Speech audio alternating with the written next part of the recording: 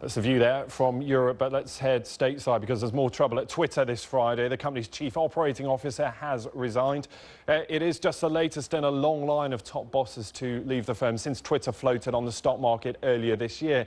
Well, Ali Rogani had been charged with signing up more users to Twitter, but the growth has been pretty sluggish and Twitter's share price has fallen pretty sharply. So what could it mean? Let's speak to the BBC's Michelle Fleury, who's in New York.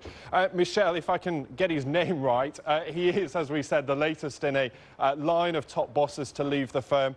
And it really does underline the importance of delivering users for these services. We all talk about how important, how popular they are, but unless you're signing up new subscribers, that's not making any money.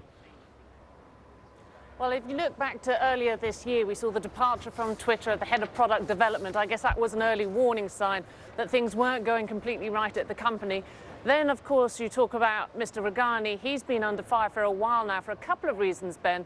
Firstly, as you mentioned, he was responsible for bringing new users to Twitter and overseeing product development. The idea being that would help sort of deepen user engagement. In other words, keep people on there for longer.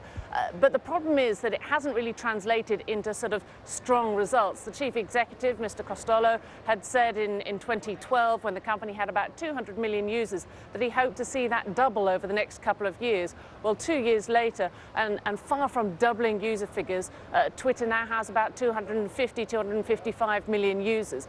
That's why Ali Rogani, now you've got me confused about his name, was sort of under fire. The second reason was over a share sale at a time when the company's share price wasn't doing well. That angered many employees.